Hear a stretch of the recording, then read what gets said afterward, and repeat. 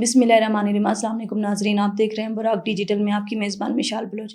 ناظرین، خطے کی صورتحال اس ٹائم کافی بہتر ہو چکی ہے، مشرق وسطیٰ کی کشیدگی بھی ختم ہو چکی ہے۔ اس ٹائم عالمی سطح پر اہم فیصلے بھی ہو رہے ہیں۔ کور کمانڈر کانفرنس میں پاکستان نے واضح کیا کہ امن، مذاکرات اور ذمہ دارانہ سفارتکاری کے ذریعے استحکام لانے کی کوشش بھی کی جا رہی ہے۔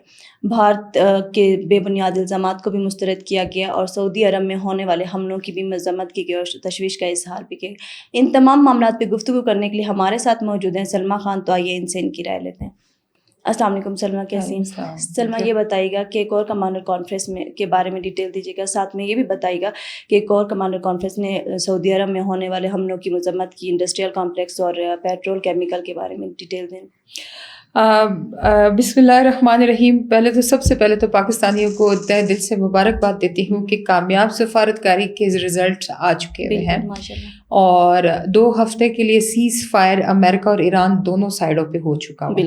اب نئے ہارموز کھل چکا، پیٹرول کی ترسیل شروع ہو چکی، معاشی پہیہ چل پڑا، دونوں طرف امن کی شدائے۔ وہ لوگ جو امن چاہتے تھے، تشکر پاکستان، تھینک یو پاکستان، پاکستان زندہ باد، ہر طرف پاکستان پاکستان پاکستان۔ بالکل اس صورت میں اگر میں کہوں کہ کور کمانڈر کانفرنس جو کل ہوئی تھی، جس کی قیادت فیلڈ مارشل نے کی، اور ظاہر ہے وہ چیف آف ڈیفنس فورسز ہیں، تو ان کی قیادت اور تمام کور کمانڈرز کو اکٹھا کر کے ایک کانفرنس کا انعقاد کرنا، جس پہ انہوں نے 2 ٹوک الفاظ میں یہ چیزیں اپنی رکھ کے بتا دی کہ ابھی اگر آپ کا دشمن، دیکھیں ایک طرف پاکستان بہت ہی اچھے طریقے سے اپنے دشمن کو جو ہے وہ جواب دے بھی رہا ہے، اس کے ساتھ ساتھ کس طرح سے لوگوں میں ایک امن کی بات وہ کر رہا ہے۔ آج صبح ہی ایک ٹویٹ میں نے وہ کی تھی میجر گورو آریہ کی، اور تیجسوی پرکاش کی ایک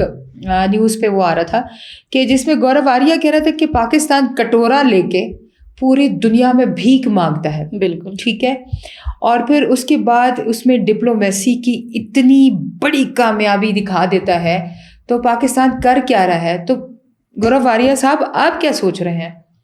آپ کیا سوچ رہے ہیں کہ آپ کے اپنے نیوز کے چینل پہ لوگ کہہ رہے ہیں کہ مودی سرکار ریجیکٹ کی جائے اور آپ کو Rahul Gandhi as a prime minister دوبارہ چاہیے، کیونکہ وہ ایک ریئل لیڈرشپ تھی۔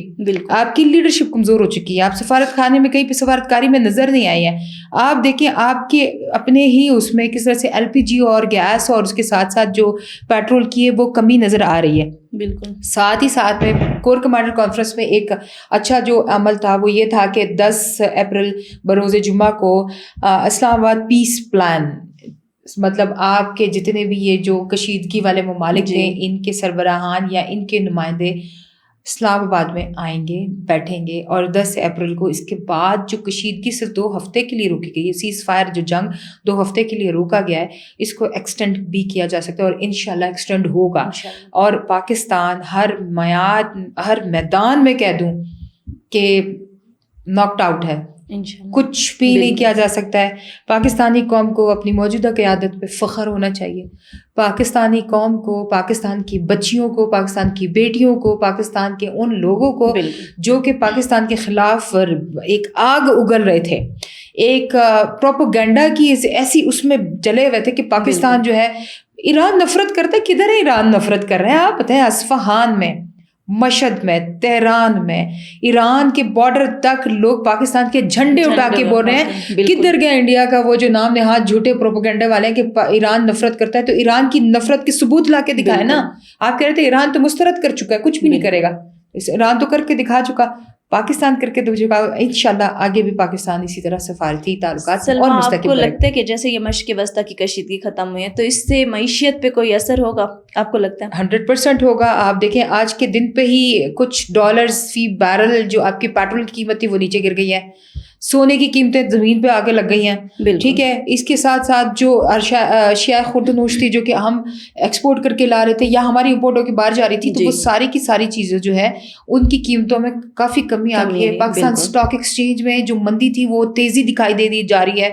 آپ دیکھیں کہ جو ہمارے کچھ یہاں کے اگر کہوں کہ کچھ ایسے سیاسی پارٹیز والے تھے جو کہ ایک पेट्रोल की कीमत को कशीदगी दे के इसे खींच रहे थे कि हमने हुकूमतों के खिलाफ बगावत करनी, हमने ये कहना है, हमने वो करना है। तो यहाँ पे आके इनको मैं एक बात कहूँगी कि अल्लाह पाक तुम लोगों को सब्र दे, सब्र से काम लेना चाहिए था। देखिए सब्र से काम लिया है, देखिए किस तरह से अब ये कीमतें कंट्रोल में होंगी। और साथ में इस 1-1.5 महीने की जंग में ईरान, यूएस और इजराइल कॉन्फ्लिक्ट के बीच में पाकिस्तान को सबसे बड़ा जो एक मैं कहती हूँ फ़ायदा हुआ है वो उनकी ट्रांसशिपमेंट से हुआ है, जो कि गवादर पोर्ट और कराची पोर्ट पे और कासिम पोर्ट पे हो चुकी थी। गवादर पोर्ट फाल हो चुका, कंटेनर्स के कंटेनर्स उतर रहे हैं। मैं कहती हूँ पाकिस्तान कहाँ जा रहा है, अल्लाह पाक मेरे पाकिस्तान को दिन दुगनी रात दुगनी तरक्की दे। ये जलने वाले जले बिल्कुल राख हो जाए, लेकिन मेरा पाकिस्तान तरक्की कर रहा है। मुझे खुशी हो रही है इस बात को बताते हुए कि किधर पाकिस्तान ने स्टार्ट किया, कहाँ पे अंदरूने मुल्क बैठे हुए दुश्मन को, यार वो तो रात को नींद की इंजेक्शन लगा के भी सोए उनको नींद नहीं आएगी कि पाकिस्तान कर क्या रहा है और कर चुका है वो। बिल्कुल ऐसे पाकिस्तान की सिफारतकारी के असरात इंडिया तो मैंने ऑलरेडी आपको बता दिया कि तेजस्वी प्रकाश की एक ट्वीट थी जिसमें उसने कहा था कि हमें Rahul Gandhi as a prime minister, as a real leadership में बैक पे चाहिए। मोदी सरकार डूब चुकी हुई है, क्योंकि मोदी के पास कोई हल ही नहीं है उसके पास कि वो निकल के आए, क्योंकि वो ये समझ रहा था कि पाकिस्तान के खिलाफ देखिए बगावत करें। अगर आपकी हमसे कोई दुश्मनी है, पाकिस्तान से कोई दुश्मनी है, तो आप बताएं, वो पाकिस्तान की दुश्मनी आपके सामने आएगी। एक तरफ आप फॉल्स फ्लैग ऑपरेशन की बात करते हैं, तो आपको हम रियल फ्लैग ऑपरेशन करके दिखा देंगे। आए जरा आए, पाकिस्तान की सरजमीन आपको वेलकम करती है। फिर आपके जब जहाज़ों से गिरे हुए मलबे के अंदर से आपके पायलट्स निकल के आएंगे, फिर आप हमसे मुआहदे करेंगे, उस वक्त हमसे आपसे बात करेंगे। हाँ, जहाँ तक मेरी अपनी वो है, या फिर हमें ज़राए के मुताबिक पता लगा कि इंडिया पाकिस्तान पे हमले करने की तैयारी कर रहा है, तो पाकिस्तान खामोश नहीं बैठा हुआ। पाकिस्तान बहुत बड़े 2 सुपर पावर्स को, एक एटम पावर वाली कंट्रीज को एक जगह ला के उनकी बात मनवा सकता है, इनकी सफारतकारी में एक अहम किरदार अदा कर सकता है, अपनी सरजमीन को इनके लिए एक लाए अमल के थ्रू एक टेबल टॉक के लिए ला के खड़ा कर सकता है। तो आपके साथ जंग हार या जीत नहीं होगी, तुम लोगों का मुंह गला कर देगा। इस दफ़ा तुम्हारी सिंदूर को खाक में मिला के तुम लोगों की औरतों के माथे पे चिपका दिया जाएगा। ये याद रखिएगा, इंडिया को 2 टोक जवाब है और क्लियर जवाब है कि इस दफ़ा फॉल्स फ्लैग आप करेंगे, रियल फ्लैग हम करके दिखा देंगे इंशाल्लाह। ऑपरेशन गज़ब-उल हक जारी रखने का फैसला क्यों किया गया, इसके बारे में क्या कहेंगे? गज़ब-उल हक देखिए, again TTP, TTA, BLA, BLF, BRAS, BYC, कुछ अच्छी तंजीमें, कुछ बुरी तंजीमें, सब मिलके जो पाकिस्तान के अंदरूनी मामलात ख़राब करना चाह रहे थे।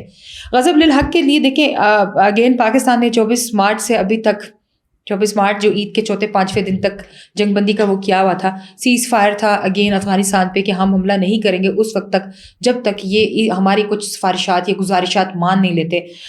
अब इस जगह में आके अगर 2 बड़े ममालिक के दरमियान पाकिस्तान सुलह करा सकता है, जंग बंदी करा सकता है, तो पाकिस्तान के दरमियान में इस टाइम में आके कतर बहुत अच्छा सालिस का किरदार अदा कर रहा है।